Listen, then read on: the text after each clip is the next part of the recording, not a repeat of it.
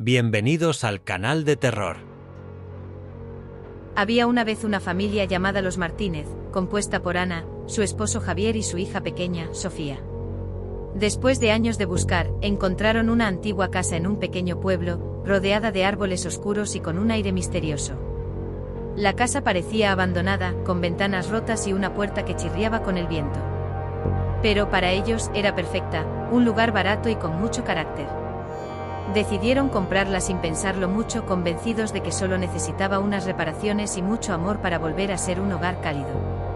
Sin embargo, desde el primer día, algo en esa casa no parecía correcto. Esa misma noche Ana escuchó ruidos extraños en el pasillo, pasos que no estaban allí, susurros que parecían venir de las paredes.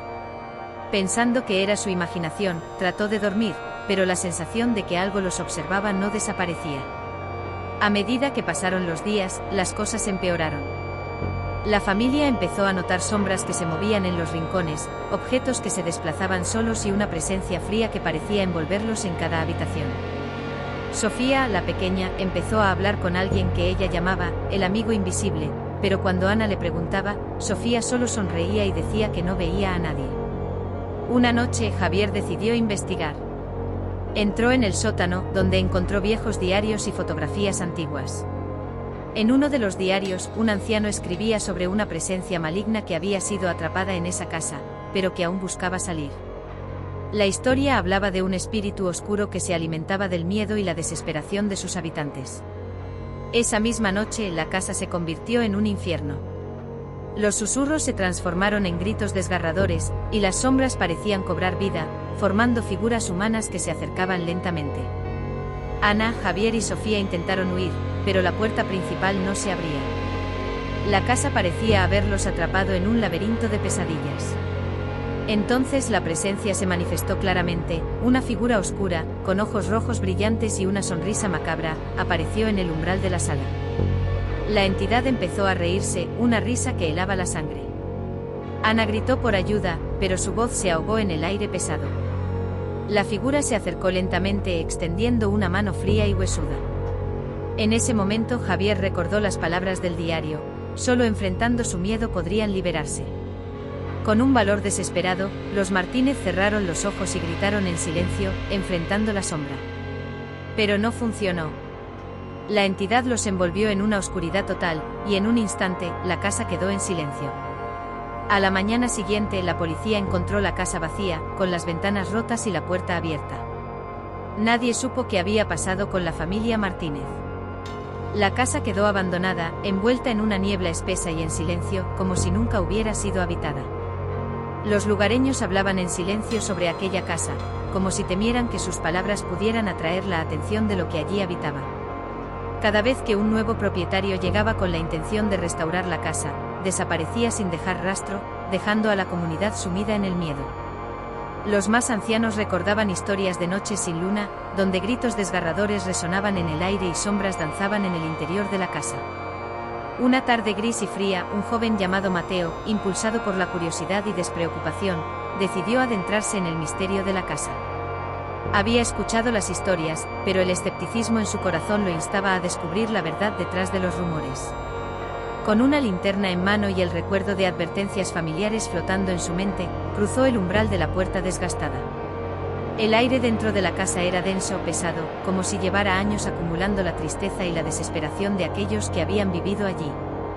Las paredes estaban cubiertas de un moho oscuro, y cada paso que daba producía un eco perturbador, una especie de murmullo que parecía responder a su presencia.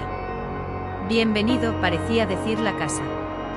Mateo comenzó a explorar las habitaciones, cada una más sombría que la anterior.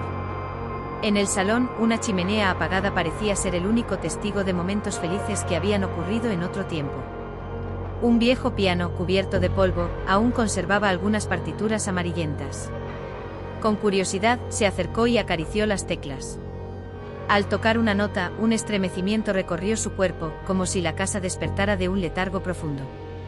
Pero no era el eco de la música lo que resonaba, eran voces, susurros que llenaban la habitación, susurrando secretos del pasado. Esa noche, Mateo decidió pasar la noche en la casa, convencido de que podía desafiar los miedos que asolaban a quienes habían estado allí antes que él. Sin embargo, a medida que la oscuridad se espesaba, la atmósfera se tornaba más densa. Los murmullos crecían en intensidad, palabras inentendibles llenaron el aire, formando una sinfonía aterradora que reverberaba en su mente. A medida que las horas pasaban, comenzó a experimentar visiones. Figuras fugaces aparecían en las sombras, sus rostros distorsionados por el dolor y la rabia. Eran almas atrapadas, víctimas de la maldad que había impregnado la casa. Una de ellas, una mujer de mirada vacía, se materializó ante él, extendiendo su mano hacia Mateo mientras su boca se movía, emitiendo un lamento sordo. Ayuda, parecía gritar, pero las palabras se desvanecían en el aire helado. Mateo sintió su corazón latir con fuerza, un miedo paralizante le apretaba el pecho. Intentó retroceder, pero las sombras comenzaron a cerrarse a su alrededor, atrapándolo en un abrazo frío y mortal. Comprendió que no estaba solo, algo más estaba en la casa, alimentándose de su miedo.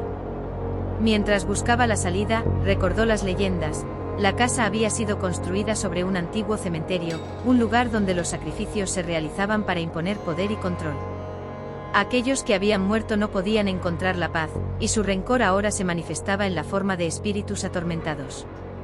Mateo comprendió que la maldad no solo habitaba en las paredes de la casa, sino también en los recuerdos de aquellos que allí habían encontrado su final. Finalmente logró abrir una puerta trasera, corriendo hacia la libertad que tanto deseaba. Pero mientras se alejaba, miró hacia atrás encontrando la silueta de la mujer, ahora más clara, su rostro marcado por la desesperación. «No te vayas», gritó, pero las palabras se ahogaron en el viento. La casa, con su esencia oscura, le gritaba que nunca podría escapar. La maldad había dejado una huella en él, una marca indeleble. Durante semanas, Mateo intentó regresar a la normalidad, pero siempre sentía una presencia extraña a su lado. No podía ignorar la sensación de que lo observaban, de que la casa se había adentrado en su ser. Sueños perturbadores lo asaltaban cada noche, donde veía a la mujer caminando, sus ojos vacíos mirándolo con desesperación, implorándole que regresara. Con el tiempo, su vida se convirtió en una pesadilla interminable. La casa había reclamado su alma, y cada paso que daba le recordaba el horror que había experimentado. La gente advirtió cambios en él, se volvió distante, sus manos temblaban y sus ojos reflejaban un terror inimaginable. Pronto las visiones comenzaron a aparecer incluso cuando estaba despierto, sombras danzando en las esquinas de su habitación, recordándole que la maldad que había encontrado en la casa había tejido sus hilos invisibles a su alrededor.